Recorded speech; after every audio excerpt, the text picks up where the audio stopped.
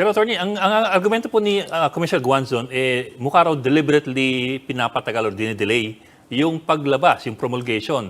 Does she have any legal ground to stand on there? Meron bang dapat na you have 15 days to come out with a decision or a promulgation? Or it's all up to the ponente? Naiintindihan ko yung posisyon ni Commissioner Guanzon dahil under Rule 18 ng Rules of Procedure ng COMELEC, sila mismo ang gumawa nito, no? Rule 18, Section 8. Nakalagay doon, any matter being heard by a division must be decided within 10 days from the time it is submitted for decision. So, a matter is considered submitted for decision kapag lahat ng pleading, lahat ng dapat isubmit ay na-isubmit na. Bibilang ka ngayon ng 10 araw doon. I think lagpas na sila ng 10 days. In this case, it was January 14 daw eh. January 14 daw yung huling pleading, yung submitted for. Yes, so 24 dapat, dapat pwede nang mag-decide, di ba? Yun yung expectation. Pero hindi nga nangyari yun.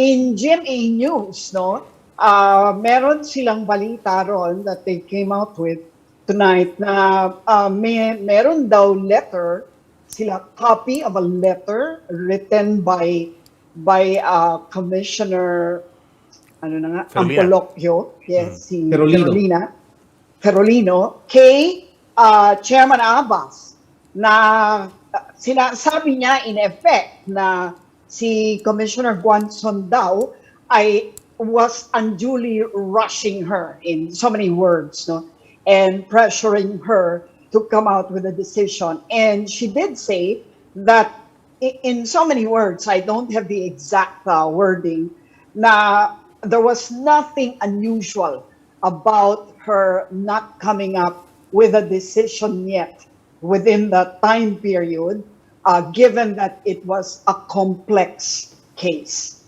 What have you to say about that? Is that true? Na unusual, na hindi unusual to? Well, we can only go by what the rules say, and the rules say 10 days for ordinary cases. Kung special cases, nakalagay doon 5 days. Shorter? Mas mabilis pa. Mas mabilis pa. Pero linawin ko lang, when we say days, alam niyo naman dito, working days, calendar days, what does 10 days refer to? Under the law, malinaw na yung interpretation niya. Pag sinabing days sa batas or sa rules, kasama ang Sabado-Linggo dyan. Okay. Basta hindi nakaspecify yung working day. Yes, yes. Day, no? Pero sabi naman niya, yun daw kasi ng abogadong nag-handle na COVID. Is that an excuse? Well, depende siguro sa NBank kung tatanggapin nilang excuse. Pero kung ang tanong ay unusual ba o irregular ba yung delay, then basihan natin yung kanilang sariling panuntunan. The rules explicitly say na 10 days from the time it is submitted for decision. Now, whatever exceptions that they may have for that rule, it would be the COMELEC who will decide. But sir, Attorney, let me get back to... I think Pag sir, may na-COVID tuloy ng February 2, pwede bang excuse yan? Magiging case-to-case basis na po, mababaliwala na yung panuntunan o yung rule. Kaya po ginagawang may deadline dahil summary proceedings po dapat ito eh. Dahil may hinahabol po tayong eleksyon. So the rules were crafted specifically because the elections are scheduled already and the printing of ballots are being done as of now. No? So the reason why there is a prescriptive period is because the elections are already scheduled. Okay. Now, Attorney, as we said kanina, may precedent na malinaw on the matter of retirement. What about on, I imagine this is not the first time na na-delay ang COMELEC or any of our judicial bodies or quasi-judicial bodies for that matter, di ba? So in past experiences, pagka may lumalampas doon sa 10 days, ano nangyayari? That's a sad fact, Roby, tama ka, no? Hindi naman kasi talaga kahina-hinala o kagulat-gulat na nade-delay. Kasi bagamat may deadline, karaniwan talaga nade-delay eh. So doon sa mga nagpa-practice, hindi kami nagugulat na lumalagpas sila dun sa 10 days or 15 days. Hindi siya surprising, hindi siya suspicious. Yes, but has it been used as basis to question the proceedings? And for that matter, to even impute some agenda behind it?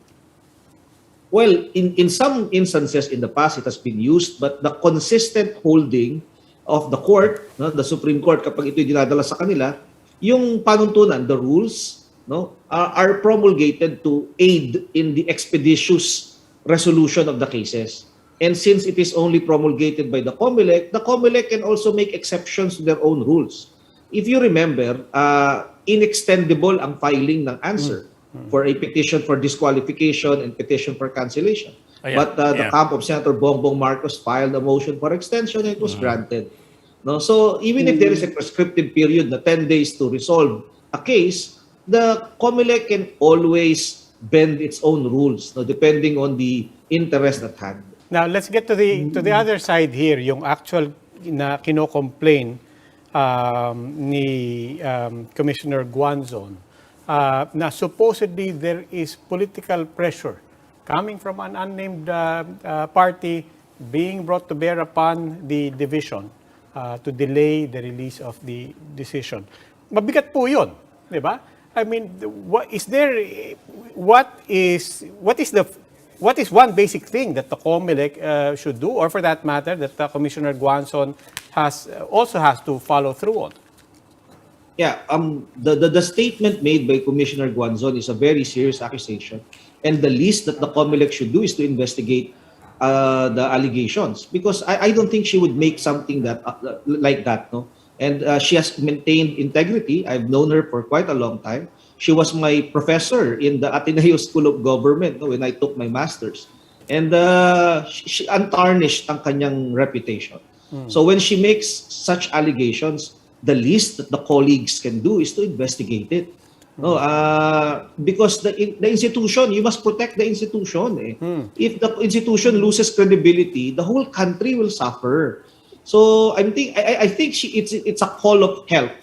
Na wala na siya. She's retiring, and I think sinabi lang niya talaga yon dahil meron siyang basis. What does it do on a practical level to the timeline of this or any pending case for that matter? If you look at past incidents where inabutan ng retirement yung commissioner, tapos kailangan antayin na mapalitan pa yung commissioner na yan, and so on, beyond the question of ano kaya magiging desisyon, ang laking tanong yung malalabas ba yung desisyon at all before the elections, after the elections, and so on. So just by waiting for her retirement and waiting for a replacement, what does that do to the timeline of this pending case? I think it will speed up. It should.